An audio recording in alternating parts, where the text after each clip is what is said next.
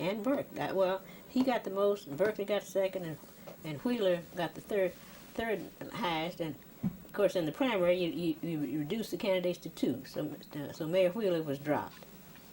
And in the general election, it was between Watkins and Berkeley. So again, we worked hard and urged people to vote in large numbers again to beat Bruce.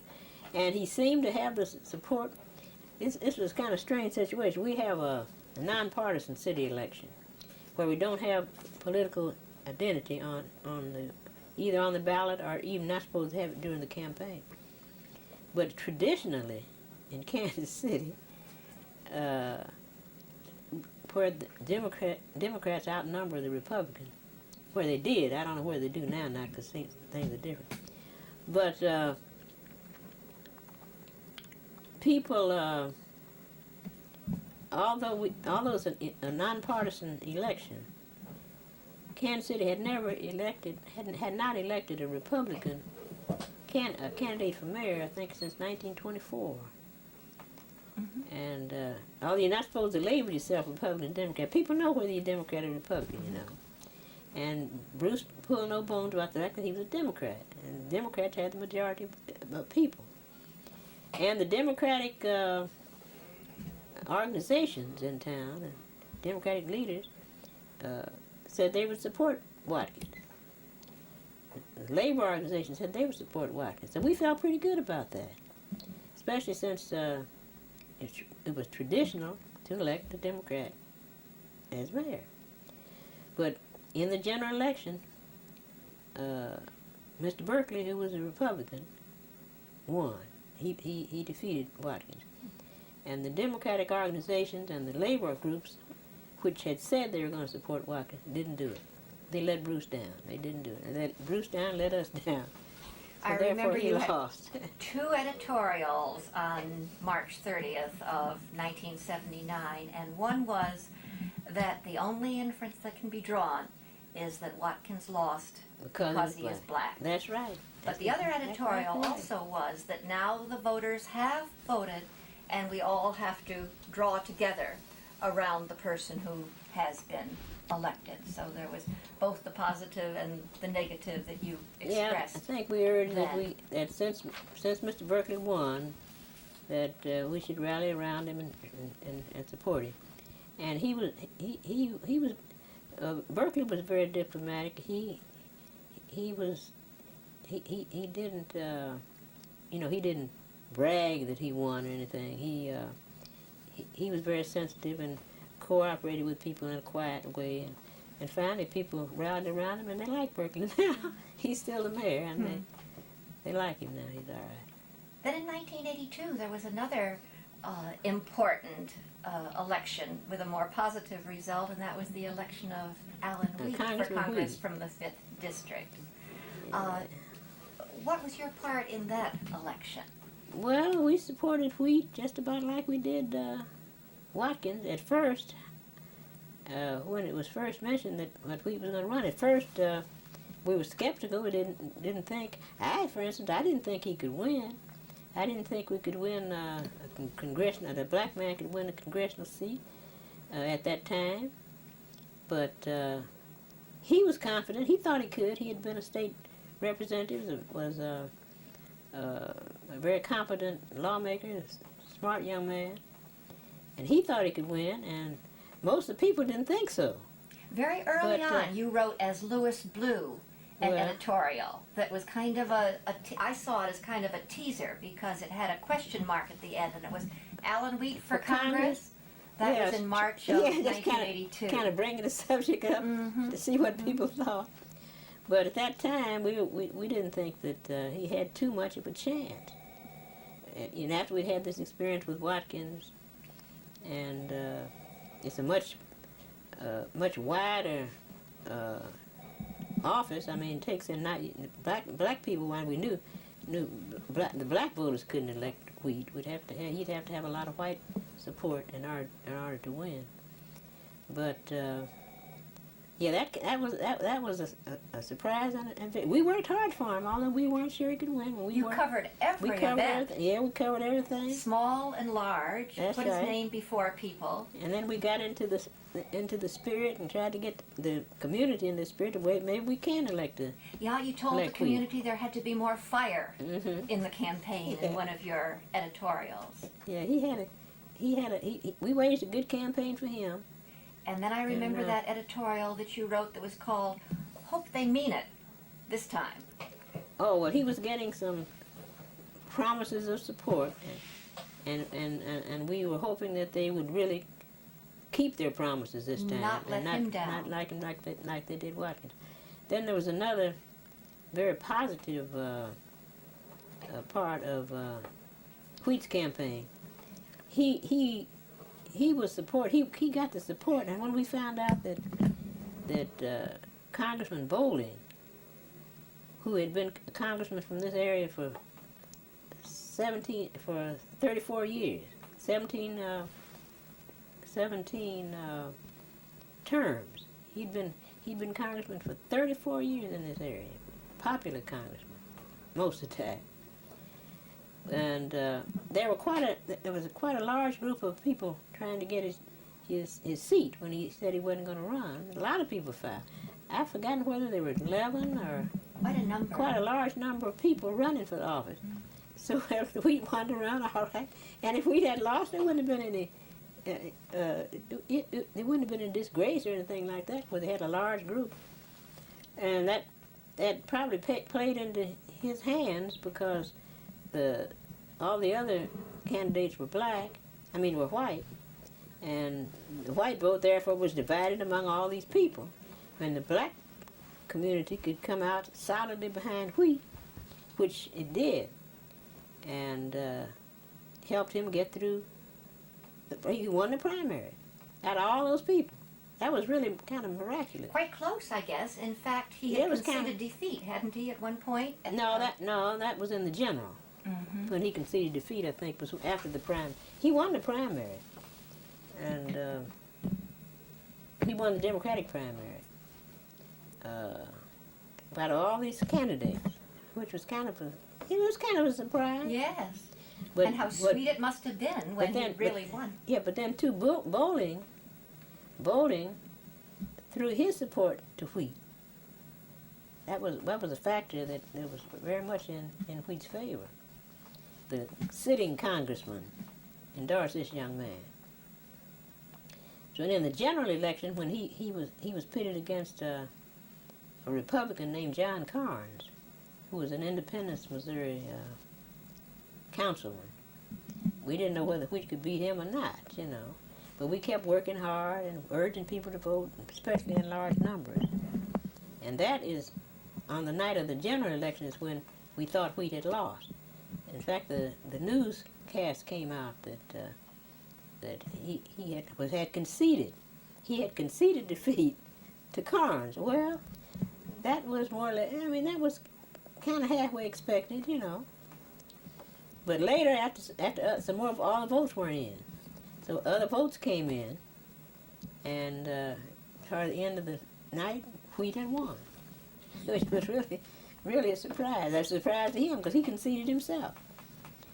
You had an editorial then on how sweet the victory was when you had thought it was defeat. Sure, because imagine electing a young black fella to the Congress of the United States in a district that is only about a fifth or so black. This was mostly a white district, and they voted for Wheat because they at the meetings and campaign rallies and whatnot. Wheat was an outstanding candidate from the way he talked, what he said, and they were impressed. People were impressed with him, and I say all these other folks. We divided the white vote with all the different candidates, and everybody's trying to get Bowling's seat. Mm-hmm. The other interesting editorial that you wrote after the election was that the white people didn't have to fear that Wheat would truly be a congressman of all the people. Oh yeah, we made that point quite clear. We weren't supporting Wheat because he was black, but because we thought he was the best candidate, was best qualified. and that if he got in, he would not represent just black people or be a black congressman, but he would be a congressman for everybody. And that's turned out to be very, very true. Because as a congressman, Wheat devotes much more of his time to his white constituents than he does to his black ones. He's got more white ones, and that's what he should do. When he has his forum, he has forums every public forums every several times a year, maybe 5 or 6 times a year. And he has them in all parts of the metropolitan area, and he has them in Lee Summit and Belton and Raytown and places like that, rather than in the black community. And sometimes black people complain that he has his forums outside of the black community. Well, that's what he should do. Yeah. Because he has constituents all over the area. Mm-hmm. And well, this kind of thinking on your part and writing it is probably what made one of the Kansas City Star writers say that you're one of the most astute political analysts in the area. No, I don't think that's true. Oh, there's so many issues that you've followed, Miss Bulford, and editorialized on, but I think it's probably the school desegregation one that's been as close to your heart as any, hasn't it? Well, yes, it has. We've always been against segregation, and we've been fighting segregated schools, as I say, way back in the 30s when we filed these university suits. That was against segregation, because segregation is an evil practice. And, then you mentioned the 1954 education decision. We got the decision, but we didn't get the results that we wanted, because didn't make any immediate difference in Kansas City, did it? No, it should have, but it didn't. The school board didn't follow the Supreme Court decision right away. In fact, they delayed it. Now, if the school board had actually desegregated the school system, tried to desegregate like it's trying to do now, we would have had a beautiful integrated system, because at that time the black population was about 30%, the white population was about 70%, just the opposite of what it is now. Now it's 70% or 75% black. And it's hard to integrate a system when you haven't got enough white people to integrate it. The Kansas City School Board just dragged its feet. It just moved as slowly as it could, and had to be pushed into everything that they did. Now, I understand that at the time of the suit that both black and white parents brought, you testified for some 3 hours, was it, about the importance of desegregation? Yeah, well, that was after that metropolitan school desegregation case had been filed in 77, I believe yes. It was. Yeah. 3 hours of testimony. Yeah, it's pretty rough. And I understand that the lawyers for the other side said that a great deal of your testimony wasn't relative. Yeah, that's right. Whereas the Kansas City Star, at least, thought it was very relative. Well, we talked about the early days of what we had to go through under segregation. How black children had to walk past a white school. For instance, I lived about 2 blocks from a white school. I had to walk by that school and walk about 12 blocks further to get to a black school. Segregation was really silly, you know. It really was. But we've been fighting segregation all along, and still are having to do it. But we could have had a most beautiful desegregated school system if we had acted in 1955, 56, and 57, instead of waiting and acting in 1970-something. Yeah. But and now it's all still being worked out. Yeah, it's still being worked out 40 years later. I thought this editorial that you've got on your desk now, A Golden Recruitment Opportunity Missed, was a very interesting one. Oh, this was about a competition in one of our high schools, in which the winners would go to Georgetown University in Washington for a summer enrichment program. And the students who happened to win, the students who won happened to be 2 white students. Well, everybody had a chance to enter, and it just happened that the 2 white students won. But the black parents and black students protested because they didn't think the prizes should go to the white students, and they took it to the school board, and I think the school board decided that it wouldn't send the 2 white students to Georgetown that summer. And this editorial says that we didn't think that was right. Just because we've been fighting for years and years and years against discrimination against blacks, and now here we were discriminating against white people because they're white. If you don't want to be discriminated because you're black, you also don't want to be discriminated because you're white. So the school board turned down the schools that high schools. I think it was Southwest? Yeah, it was Southwest High School. Wouldn't send the children because they were white. Now you know that's wrong. So that's why this editorial said a golden recruitment opportunity, meaning that we're having this desegregation case, trying to attract white students to the Kansas City School District, trying to attract them, Yeah. and then when they come in and achieve, then you want to slap them in the face. Doesn't make very much sense. If you sent the white students Really? on it, yeah, it doesn't make any sense. I think somebody provided some money though, and they got to go. I hope so. Glad of I that. think they did.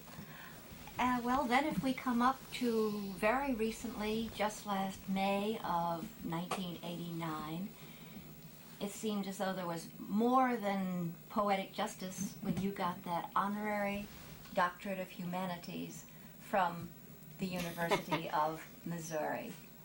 Yeah. I think that the citation that went along with that honorary doctorate was just so beautiful, as they said that they now humbly recognized that the young girl whom they had turned away from their gates so many years ago had used her pen so well through the years to fight for what was right in education and employment and so many other phases of life.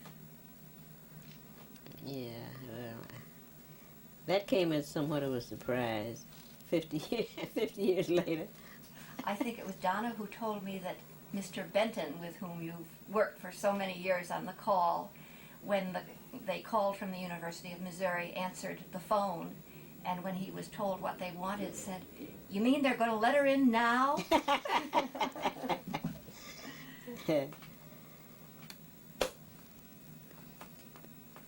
Is that the end? Anything else we should say, do you think? I don't know. Don't ask me. What do you think, Pete? Should we say that's the end, or should we? I think that's fine. I'll get a few other shots. Eagleton for quite a long time, haven't you? Yeah. Yeah. Did you support him in a political campaign? Oh yeah, we supported him. Too? Oh And yeah. he probably appreciated Yeah, that. he did. Yeah.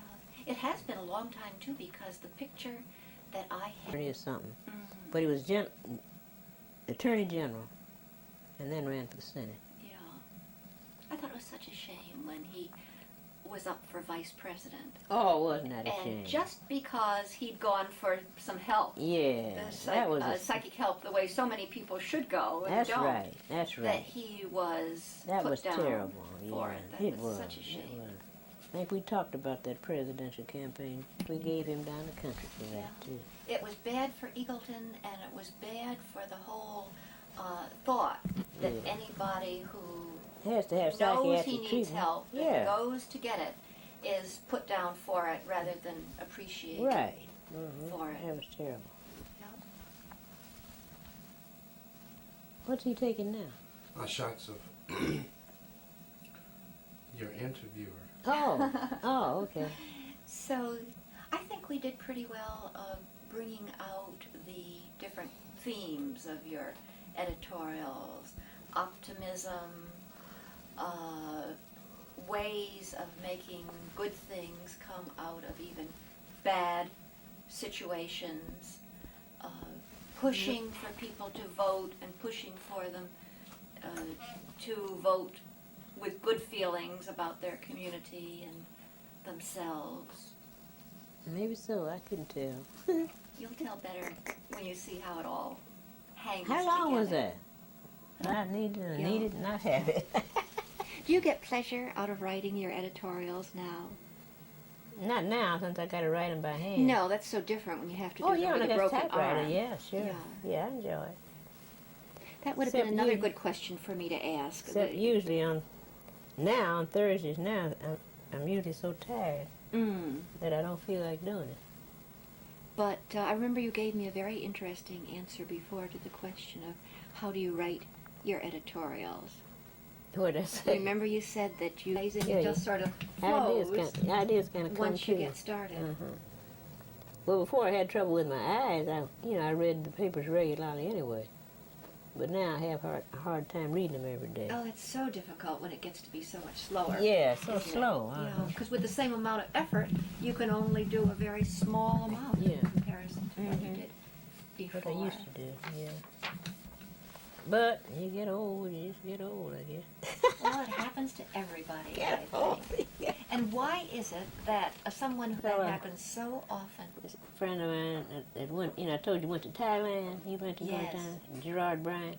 He's in California.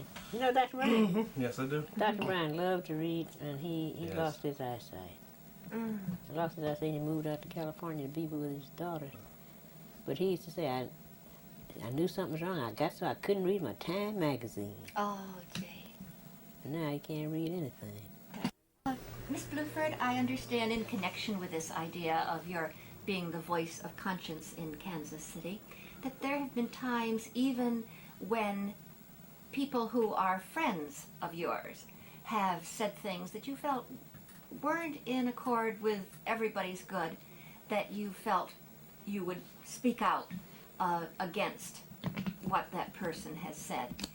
Do you have any examples of that? Well, you mean when I might feel like criticizing somebody that's my Yes. friend? Well, yes. I remember a time when we were considering busing as a transportation of students as a means of desegregating classrooms, and I think my friend Senator Eagleton came out strongly against busing. Well, I ran an editorial at that time, or an article criticizing him for his stand on busing when we were using busing as a means of ending the long-standing segregated classrooms. Although I usually agree with Senator Eagleton, he has a good voting record, I thought he was wrong on that occasion, and so stated. We had a little debate kind of on the issue. So, and I'm sure there are other if friends or enemies, they do or say something that I don't think is in the interest of the people at large. I have no hesitation about speaking out against them, friend or foe. You do what needs to be done. You try to. Is there a way that maybe I could do it? Ms. Bulford's probably sort of tired now. Do just something that would be identification of these things, and then it could either my voice could and stuff.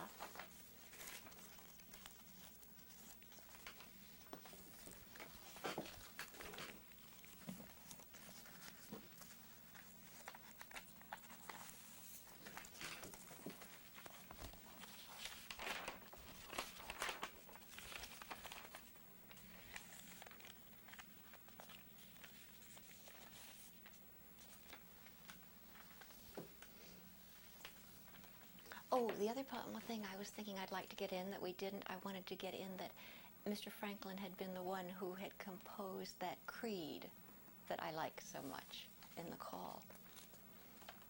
Well, you have a copy of that creed. You could just I do. Maybe we can put it in anyway. Yeah. We'll put it in, maybe right after this, because that has your name on the. I've got a good one with your name on the masthead and Donna's under yours. They might want to use that one right after the other.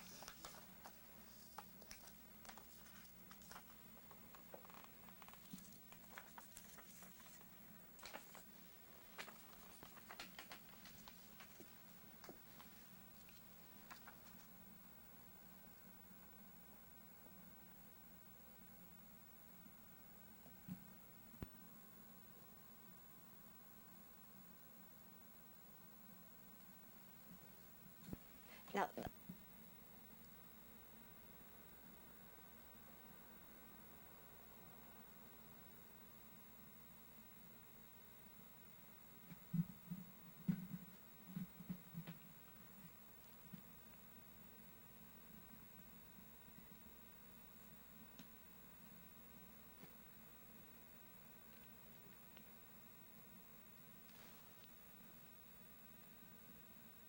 All right, you can go ahead.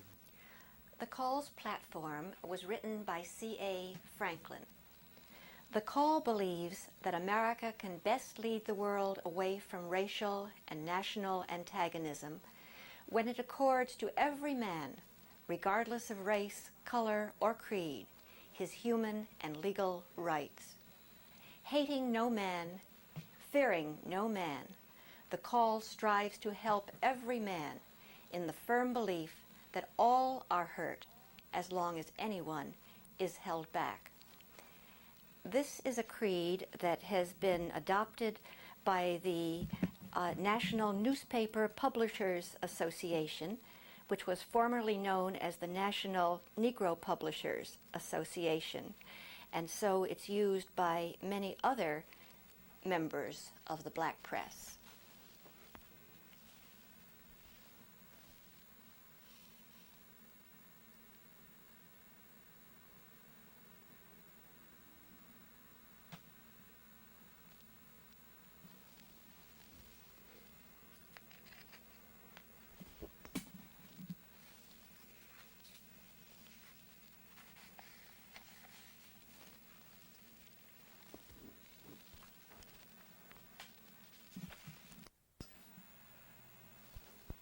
All right. In this 1928 issue of the Lincolnian, John Bluefield, Bluford, Lucile Bluford's father, is on the left-hand page, the third row down, the farthest to the right. And on the right-hand page, in the bottom row, second from the left, is the teacher Trussie Smothers, who meant so much to Lucile Bluford.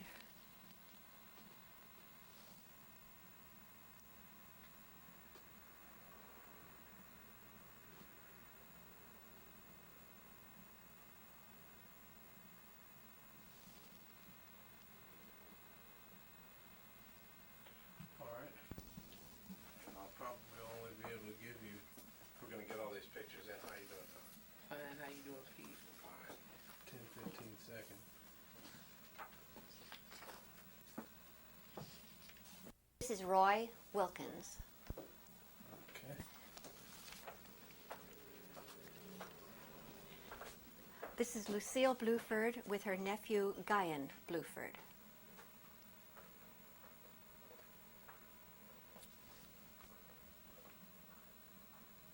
Okay. This is the call office, newsroom, and press where Mr. Franklin lived on the third floor. This little newsboy is selling a copy of the call with the headline, "Garvey Organizes New Political League."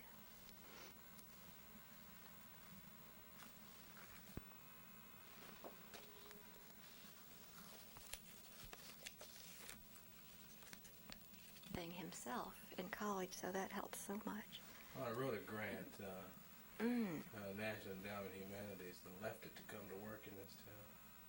And 4 years later, some students picked it up and won an intercollegiate Emmy with the project. Oh my gosh. Yeah, that's what I said too. The idea was great, but too expensive. This is the big Goss press that Mr. Franklin got in 1948 to print a 64-page paper.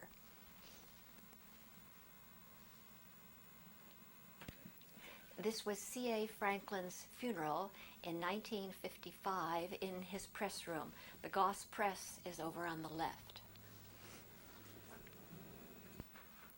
Duke Ellington, one of the visitors to the call on Saturday morning.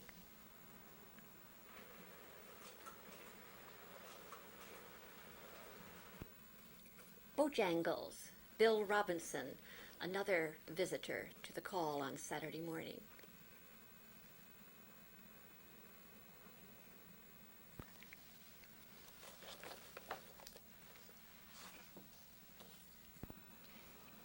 Philip Randolph, International President of the Brotherhood of Sleeping Car Porters, another Saturday morning visitor at the call.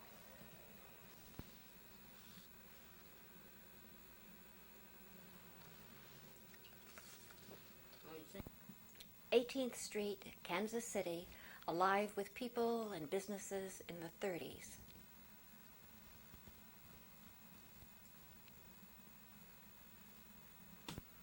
'18th Street and Vine in the 40s.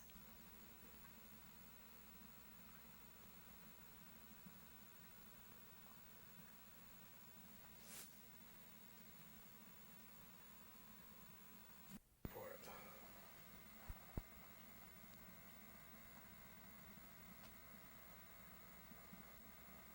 Tell me when to start to say something. Oh, you can talk anytime. Yeah.